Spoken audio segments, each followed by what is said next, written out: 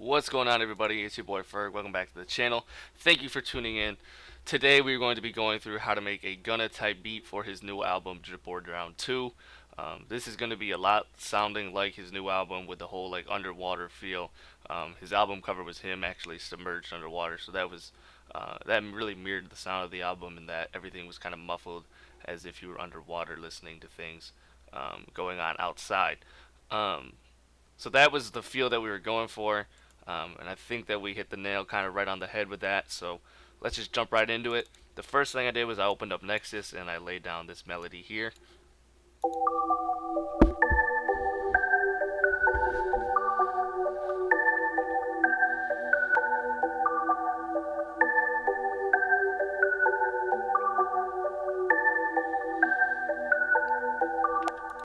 So yeah, nothing really piercing with the sound.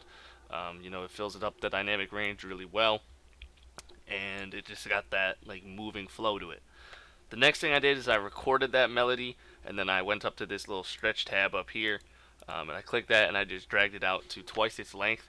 I didn't want to use a gross beat because gross beat like chops it in half, and you don't really get the full sound. You only get like the beginning portion of the bar. Um, so that's why I did this, and this is what I got, and I used this throughout the verses.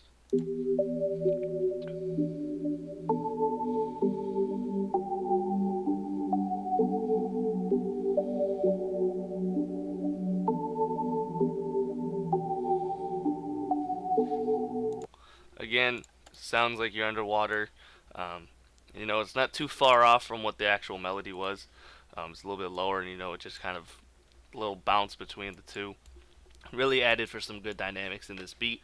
And this next part here, this is probably my favorite. I went into purity, and I think that the preset was temple voices. Yeah, and I just turned off everything except for this little tech rain sound, and I just played that, and that's what it sounds like. So it actually sounds like rain or running water. And I have two instances of that. The first one, I came in here and I threw on um, two half speeds. I half speeded it twice, and then I threw on this little sound gate wave to make it fade in and out, as well as some EQ. And I ended up getting this sound. I thought that sounded really cool, really dope. It sounded a lot like leaky faucets or running water. And then I also have this one, which is just the original sound, no half speed or anything on there, and it sounds just normal like this. Hold up.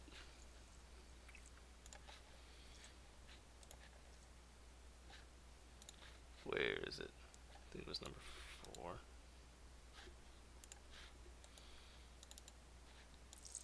There.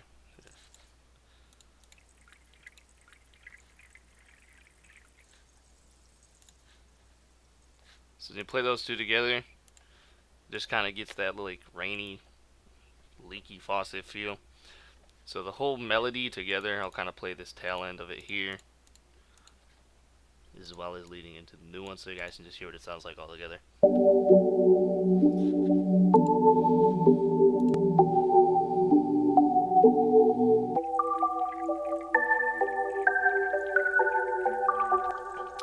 Realized that I didn't even play this just because I just have it started at the end.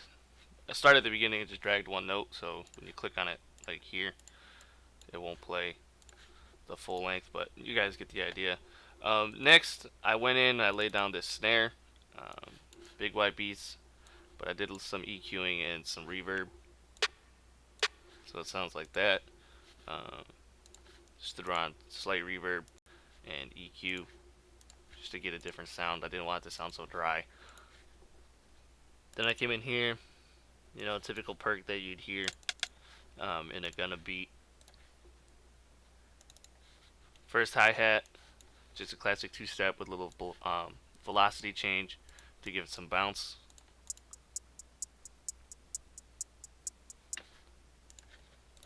Then our second hi-hat, instance of some rolls here.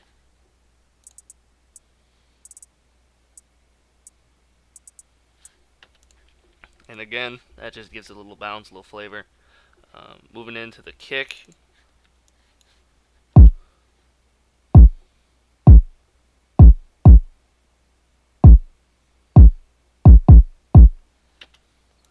Nothing too crazy. And that plays really nicely. It sits really good on the mix with this spins 808.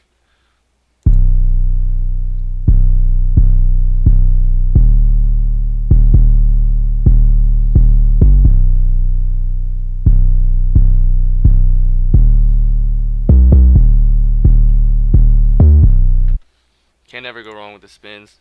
It sits pretty well with just about any type beat that you're gonna do.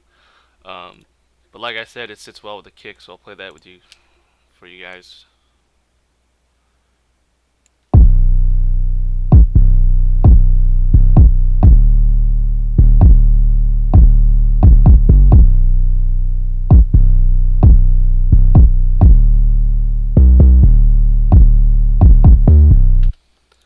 You know, you want your beat to be bouncy, especially when you're going with something like this.